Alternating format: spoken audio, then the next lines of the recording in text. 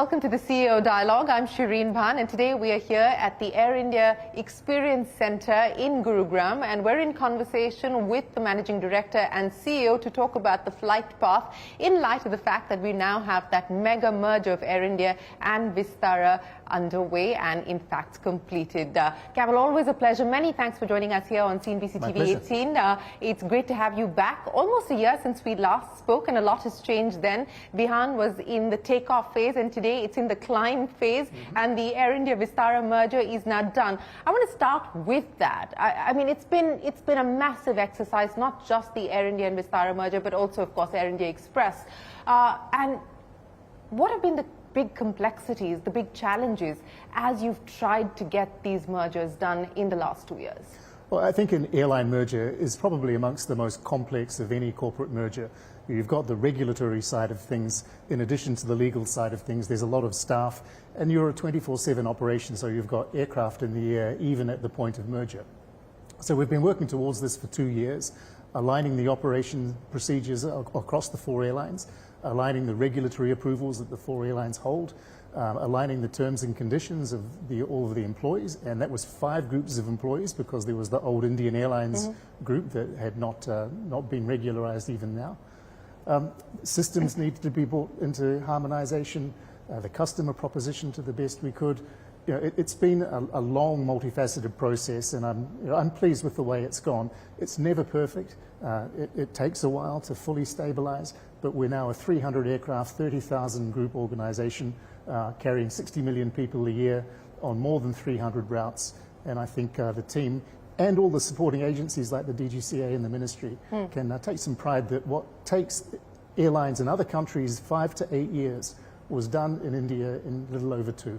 Okay, so that then begs the question that, you know, have you taken on more than you can chew? Because if it traditionally takes, or typically takes 5 to 8 years or 10 years perhaps in other aviation markets to pull a merger like this through, you've been able to do it in a little over 2 years. So from a customer's point of view, how much longer will the customer have to wait for operations to stabilize now between Air India and Vistara, and to truly be able to get that kind of experience? Well, operations have effectively stabilized.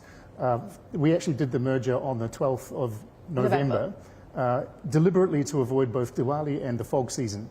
Unfortunately, on the 13th of November, we got very unseasonable smoke and fog in Delhi, which caused disruption for all airlines, which came at a very fragile time for us, and so it did take a couple of days to fully recover.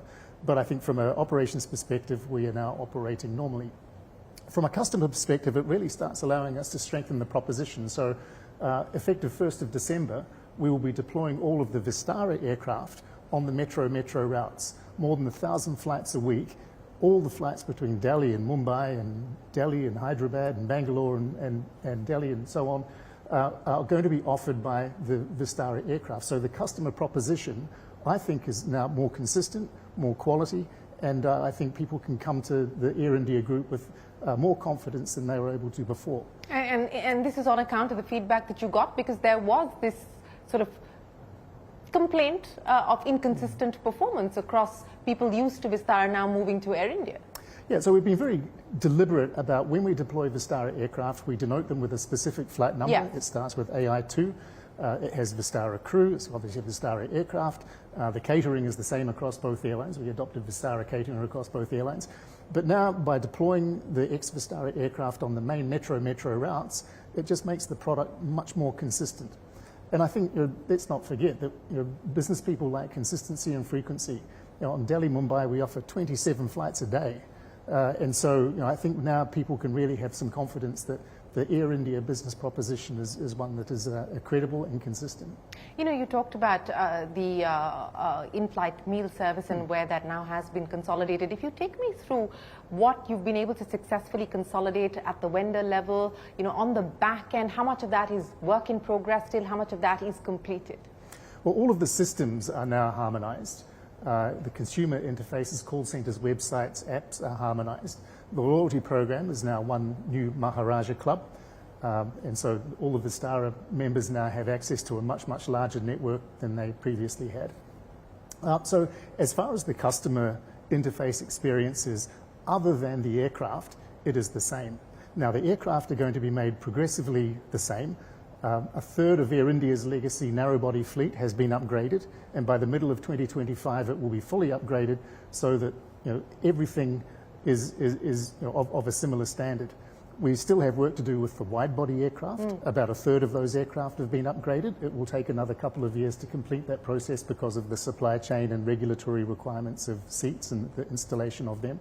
But I think we're making good progress. So what is the delay that we're talking about, especially on the wide body, because that impacts your international operations? I mean, is it a year or longer in terms of a delay that we're going to see as far as the retrofits are concerned? So we committed more than 400 million to the retrofit program back in 2022. We also selected the seats back in 2022. There is a regulatory design, certification, and then subsequently manufacturing process that we need to go through. And that is where the supply chain constraint has hit us. Two different manufacturers came back to us and said, look, we just cannot deliver to the time frame that we had committed. There's going to be a delay. In one case, it was 6 months. In the other case, it was a little longer.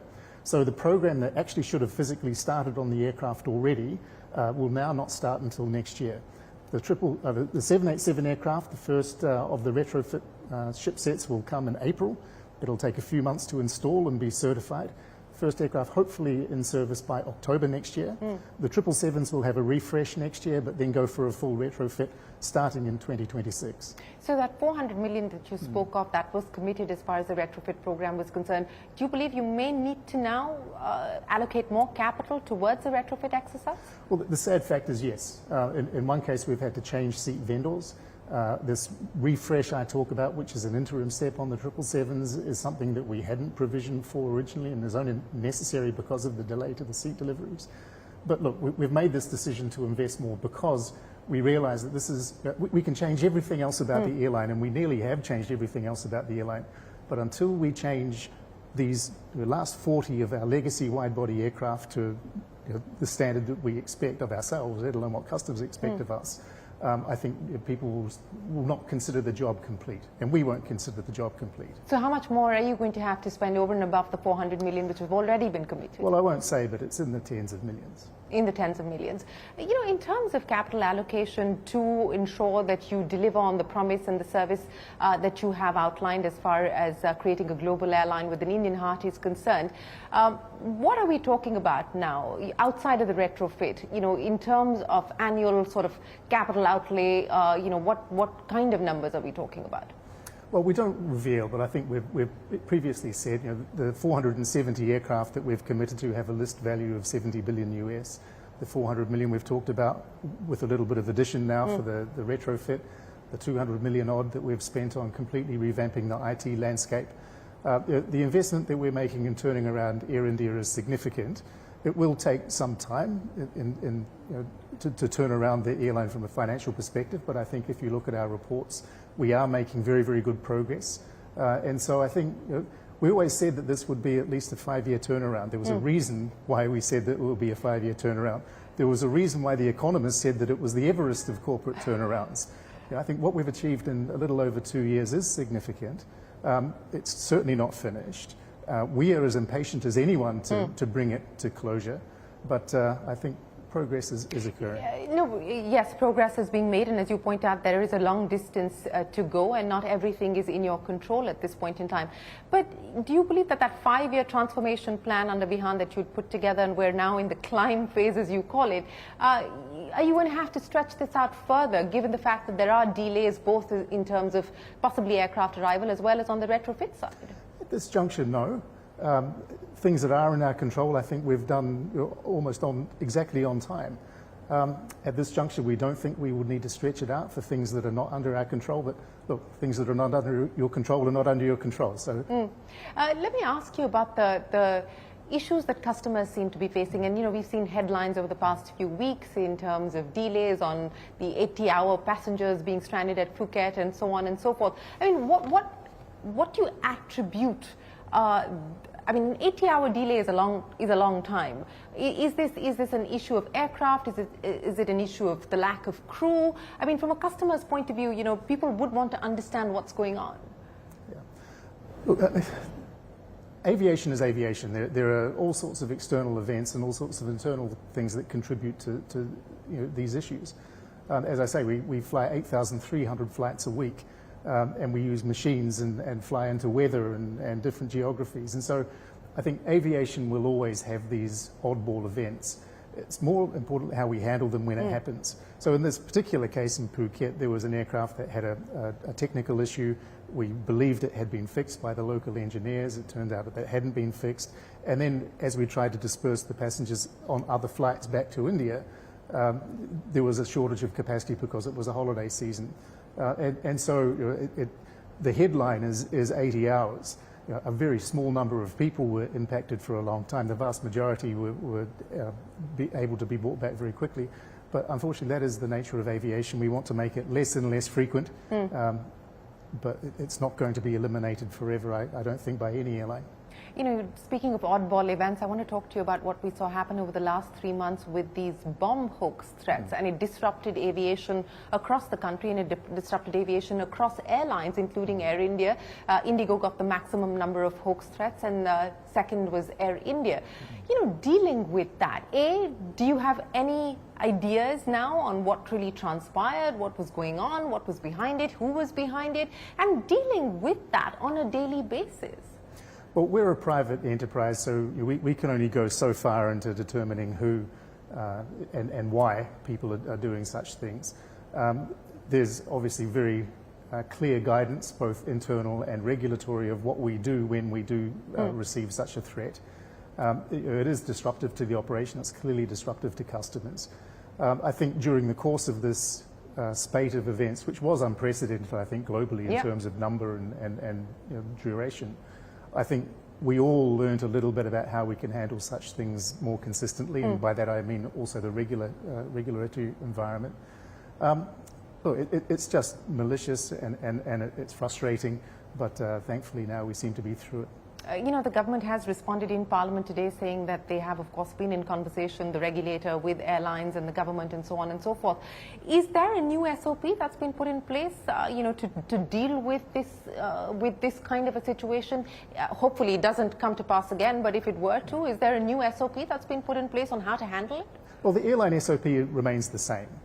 We take every threat seriously. We've got an assessment committee. We have reporting obligations to the regulator, and there's certain actions that we're required to take if there's a threat that's deemed sufficiently serious. At the government and regulatory level, I believe there is the constitution of a new group with some extra members so that there can be a faster, more informed, more consistent assessment of such threats. But that would be more for the government to give. You know, I would imagine that this is a stress test of the worst kind, not just for the airline, but for all agencies involved. And I want to understand, and I'm curious to understand, what it must have been like for you and your team in that time period, when on a daily basis you're just getting these sort of tweets and calls and threats without having to know what, you know, how you cope with this. I mean, what was that period like? Again, I hate to say it, but that is aviation. It's a 24/7 business. I mean, in this particular case, it's hoax threats, but you've got weather events, snowstorms in New York, you've got labour strikes in Paris. We're used to getting woken up at 3 o'clock in the morning by a phone call saying, there's something happening. So that's just a regular day for you? It's not I wouldn't say it's a regular day, but it's not an infrequent occurrence. But what has been the cost of that? Because, you know, I would imagine the cost implications have been significant. I mean, you know, you've got flights being disrupted, you've got to reimburse passengers, you've got to reschedule them. What, a ballpark number of what it could have cost you and the industry? Yeah, quite honestly, I don't have that ballpark number, but it's not cheap. We had one particular aircraft, for example, have to land in remote Canada. And that obviously incurs a significant cost. But the real frustration is more about what is the impact to the customers, what is the impact to our employees, both those that are flying as well as those that are dealing with the disruption consequence. You know, I'm glad that there seems to be stability and new structures in place to ensure that we hopefully don't see a repeat. We're going to take a break here on the CEO Dialogue and return with our conversation with the MD and CEO of Air India on the transformation plan.